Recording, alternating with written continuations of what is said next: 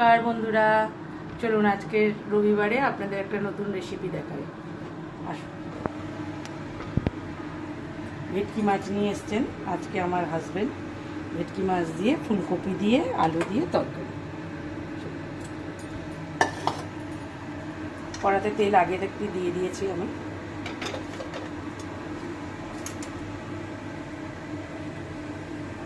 তেলটা একটু গরম হলে তারপরে চলুন মাছটা তেলে ছেড়ে দিলাম।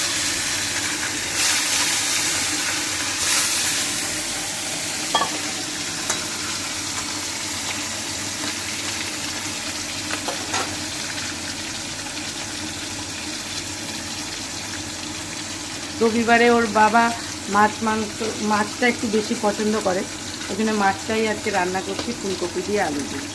এখন দেখবেন একটু ফুলকপিটা খেতে বেশ ভালোই লাগে।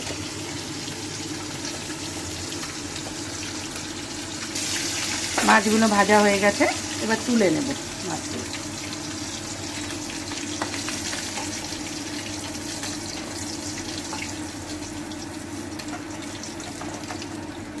মাছগুলো তুলে নিলাম। এবার ওই তেলেতেই একটু গরম মশলা দিয়ে দেবো, দিয়ে এবার ফুলকপিগুলোকে তুলে দেবো। আপনারাও বাড়িতে রান্না করে খাবেন, দেখবেন ভালো লাগে এই রান্নাটা। কে কে এরকম রান্না খেতে পছন্দ করেন আপনারা আমাকে কমেন্টে কিন্তু জানাবেন।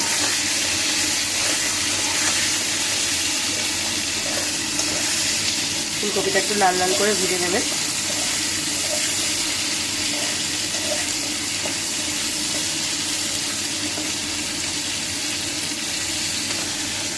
আচ্ছা, যতক্ষণ ফুলকপিটা ভাজা হচ্ছে ততক্ষণ একটা নতুন বন্ধু আমরা সবাই এখন নতুন জয়েন করেছি, আমাদেরকে একটা কমেন্ট, একটা শেয়ার, একটা সাবস্ক্রাইব করে দেবে। ফুলকপিগুলো লাল লাল হয়ে গেছে, আদা দিয়ে দিলাম। আদাটা দিয়ে একটু কষে দিলাম।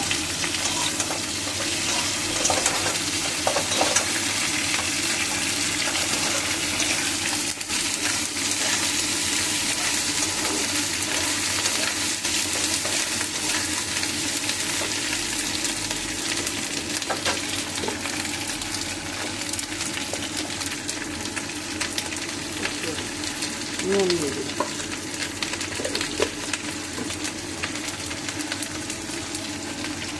লঙ্কা গুঁড়ো, একটু হলুদ গুঁড়ো, আর একটু জিরে গুঁড়ো দিয়ে দিলাম। দিয়ে ভালো করে কষে নেবেন আপনারা।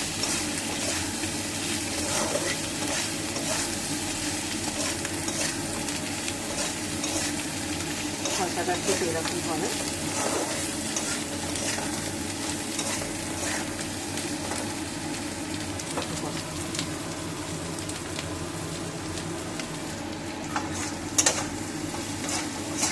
আমার কষানোটা হয়ে গেছে, আমি এবার এই কষানোর মধ্যে একটু জল দিয়ে দেবো।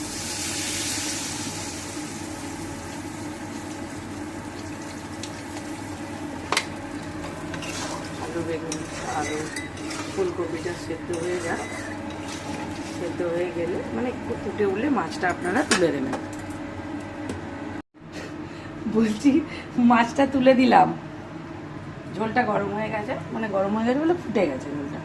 ফুটে গেলে মাছটা তুলে দিলাম। মাছটা তুলে দিয়ে অল্প একটুক্ষণ ফুটিয়ে আর নামিয়ে। আলুও সেদ্ধ হয়ে গেছে, ফুলকপিও দেখছি সেদ্ধ হয়েই এসছে। এবার আর একটুখানি ফুটে গেলে মাছটা দিয়েছি, ফুটে গেলে নামিয়ে নেব। ঢাকা দিয়ে দিয়ে না, আমার ঝোলটা কমপ্লিট হয়ে গেছে। এই দেখুন এরকম হবে ঝোলটা।